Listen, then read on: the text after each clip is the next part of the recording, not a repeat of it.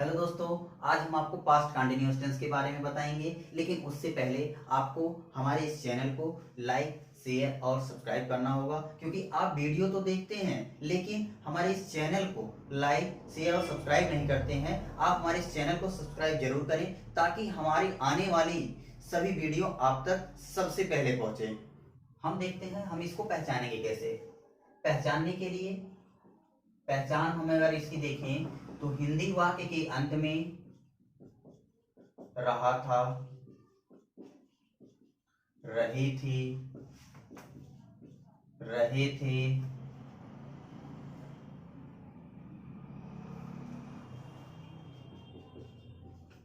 आदि शब्द आते हैं।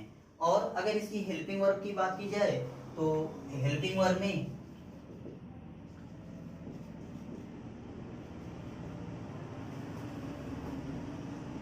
आई और हेल्पिंग वर्ब में आई तथा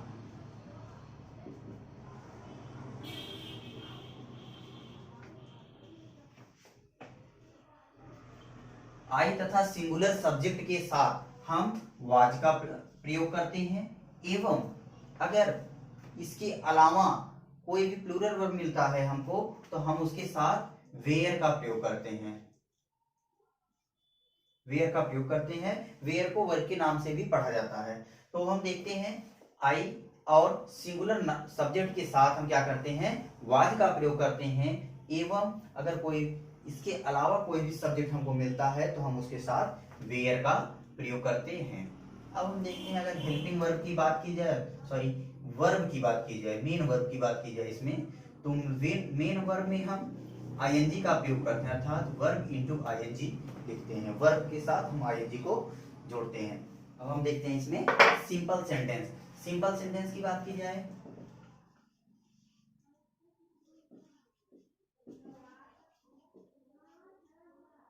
सिंपल सेंटेंस स्ट्रक्चर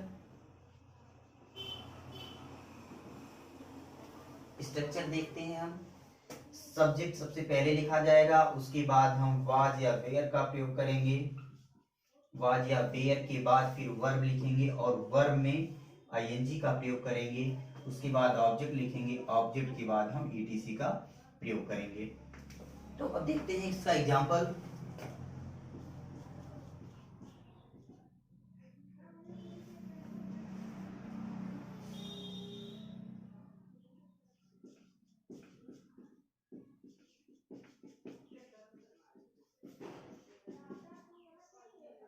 गीता खाना बना रही थी। अब हम इसमें देखेंगे गीता अर्थात सब्जेक्ट, गीता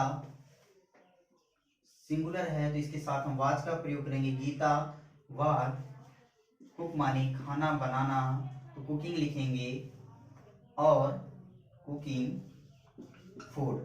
अब देखते हैं फूड के पहले हम आर्टिकल का प्रयोग नहीं करते हैं, क्योंकि अगर जब फूड के पहले आर्टिकल का हम तभी प्रयोग करेंगे जब किसी फूड का नाम दिया होगा।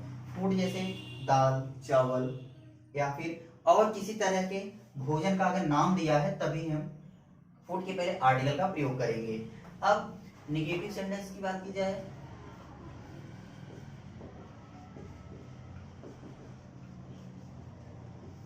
निगेटिव सेंटेंस में हम अगर स्ट्रक्चर देखें तो स्ट्रक्चर जो होगा इसका सब्जेक्ट के बाद वाज या फिर वेयर का प्रयोग करेंगे। वाज या वेयर के बाद फिर उसके तुरंत बाद हम क्या करते हैं, नॉट का प्रयोग करते हैं। नॉट के बाद वर्ब का प्रयोग करेंगे, वर्ब में आईएनजी जोड़ेंगे, उसके बाद ऑब्जेक्ट लिखेंगे, ऑब्जेक्ट के बाद हम ईटीसी अर्थात इटसेट्रा का प्रयोग करेंगे। ठीक, अब इसका भी एग्जांपल हम देख लेते हैं।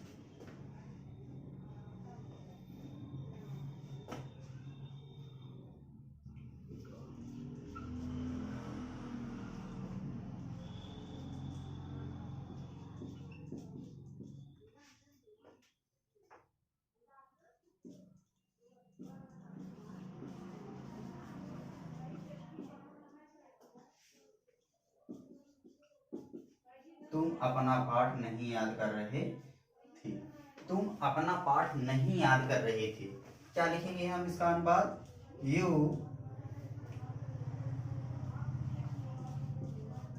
वेयर नॉट, याद करना,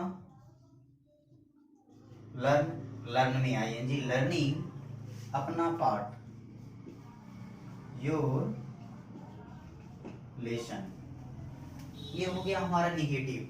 अगर निगेटिव से रिलेटेड और भी कोई आता है सेंटेंस तो हम इसको ऐसे ही कर सकते हैं। अब चलते हैं हम इंट्रागेटिव की तरफ।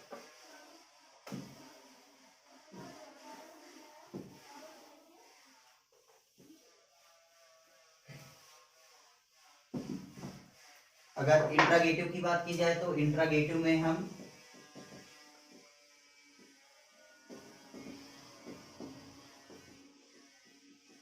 इंट्रागेटिव की बात की जाएगी, स्ट्रक्चर देख लेते हैं इसका हम।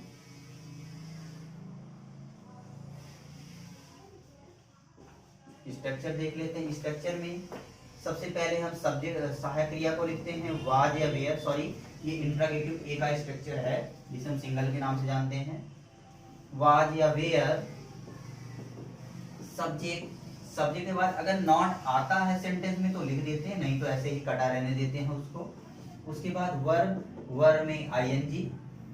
फिर हम ऑब्जेक्ट का प्रयोग करते हैं, ऑब्जेक्ट के बाद फिर एक्सेट्रा का प्रयोग करेंगे और अंत में इंट्रागेटिव टैग का प्रयोग करेंगे। ठीक, अब हम इसका भी एग्जांपल देखते हैं। क्या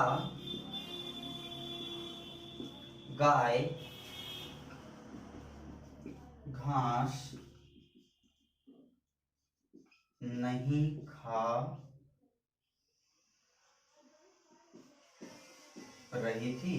क्या गाय घास नहीं खा रही थी? अब हम इसका अनुवाद देखेंगे। क्या लिखेंगे? सबसे पहले गाय एक वचन है तो यहां पर हम वाज का प्रयोग करेंगे, वाज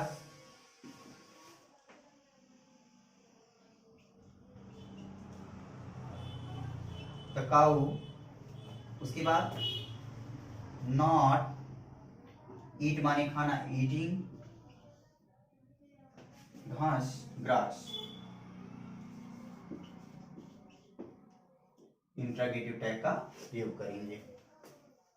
अब देखते हैं interrogative be. Interrogative be, interrogative be के बारे में देखेंगे। सबसे पहले स्ट्रक्चर जो होगा इसका, स्ट्रक्चर की बात की जाए तो सबसे पहले जो क्वेश्चन वर्ड आता है हम उसी की अंग्रेजी लिख देंगे। जो बीच में क्वेश्चन वर्ड आता है उसी की अंग्रेजी को सबसे पहले लिखेंगे। उसके बाद हम फिर क्वेश्चन वर्ड के बाद हम हेल्पिंग वर्ब का प्रयोग करते हैं, वाज या वेयर लिखेंगे। वाज या वेयर लिखने के बाद फिर सब्जेक्ट का प्रयोग करेंगे। सब्जेक्ट के बाद हम अगर नॉट आता है तो नॉट का प्रयोग करेंगे, अदरवाइज रहने देंगे इसको। इसके बाद फिर हम वर्ब का प्रयोग करेंगे, वर्ब में आईएनजी का प्रयोग करेंगे, ऑब्जेक्ट का प्रयोग करेंगे। फिर इसके बाद हम अंत में अगर एक्सेट्रा में कुछ लिखा जाता है तो उसको लिख लेते हैं और सबसे अंत में इंट्रागेटिव टैग का प्रयोग करते हैं। अब एग्जाम्पल देखते हैं हम। कुत्ते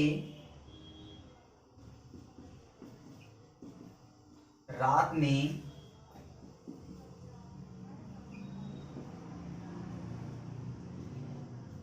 क्यों भौंक रहे थे?